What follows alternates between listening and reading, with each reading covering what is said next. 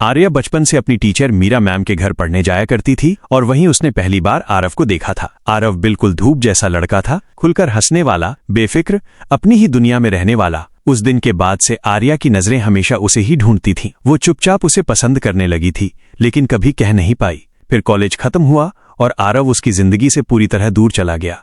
सालों बाद अचानक दोनों की मुलाकात हुई जब आर्या एक रिश्ते के लिए लड़का देखने गई थी, लेकिन वो लड़का जबरदस्ती उसके पीछे पड़ गया। तभी वहां से गुजर रहे आरव ने बीच में आकर उसे बचाया। बरसों से दिल में दबा हुआ प्यार एक बार फिर उसके अंदर जाग उठा। उस दिन बारिश हो रही थी और आरव ने बिना कुछ सोचे उसे घर छोड़ने की बात कही। रास्ते में उसने बताया कि उसने पास में एक बार खोला है और कभी भी आने को कहा। आर्या बस खिड़की के बाहर देखते हुए उसे सुनती रही। घर पहुंचते ही उसकी सौतेली माँ ने फिर से झगड़ा शुरू कर दिया, क्योंकि उसने रिश्ता ठुकरा दिया था।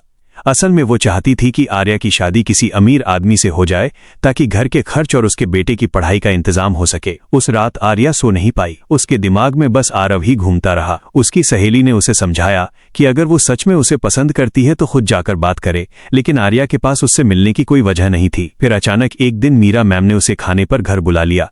आर्या ने तुरंत हाँ कर दी। उधर जैसे ही आरव को पता चला कि आर्या आने वाली है, वो भी जल्दी घर पहुंच गया। उसे देखते ही उसकी मां नाराज हो गई और बोली कि उसे शाम को आने के लिए कहा था, लेकिन आरव हमेशा की तरह मजाक करते हुए बोला कि अगर वो इतना बुरा लग रहा है तो बालकनी में बैठकर खाना खा लेगा। मीरा मैम ने उसे डांटते हुए चुप कराया और समझाया कि आज ठीक से रहना। थोड़ी देर बाद आर्या घर पहुंची तो मीरा मैम ने फिर शादी की बात छेड़ दी। उन्होंने कहा कि स्कूल के कई अच्छे लड़के हैं, चाहो तो बात चलाऊं, लेकिन आर्या ने मुस्कुराकर मना कर दिया। खाना खत्म होने के बाद आरव उसे छोड़ने गया और गाड़ी से उतरते वक्त अचानक बोला कि क्या वो उससे शादी करेगी। आर्या एकदम चौंक गई। फिर आरव ने समझाया कि दोनों के घरवाले लगातार शादी के लिए दबाव डाल रहे हैं और वो अभी किसी रिश्ते में नहीं पड़ना चाहता, इसलिए अगर दोनों शादी कर लें तो सबकी परेशानी खत्म हो जाएगी। आर्या के लिए ये किसी सपने जैसा था। जिस लड़के को वो 8 साल से चाहती थी, वही आज उससे शादी की बात कर रहा था, लेकिन वो ये भी जानती थी कि आरव ये सब प्यार में नहीं कह रहा। फिर भी वो खुद को मना नहीं कर पाई और आखिरकार उसने हाँ कह दिया। अगले ही दिन दोनों सीधे कोर्ट पहुंचे और शादी कर ली, लेकिन ये बात ज्यादा देर छिप नहीं सकी। मीरा मैम को उनकी दोस्त से सब पता चल गया। घर पहुंचते ही उन्होंने गुस्से में आरव को डांटना शुरू कर दिया। उन्होंने कहा कि आज से वो उसकी मां नहीं है, शादी कोई मजाक नहीं होती। आरव चुपचाप उनकी बातें सुनता रहा। मीरा मैम को असल में आर्या से कोई परेशानी नहीं थी, बल्कि उन्हें डर था कि उनका बेटा जल्दबाजी में उसकी जिंदगी खराब कर देगा। उन्होंने आरव को कमरे में ले जाकर पूछा कि क्या उसने सच में सोच समझकर शादी की है।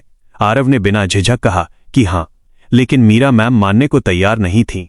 उन्होंने कहा कि अगर वो सच में गंभीर होता तो चुपचाप लड़की को कोर्ट लेकर नहीं जाता। उन्होंने गुस्से में कहा कि आर्या बहुत अच्छी लड़की है और उसे ऐसा इंसान मिलना चाहिए जो उसे समझे और हमेशा खुश रखे।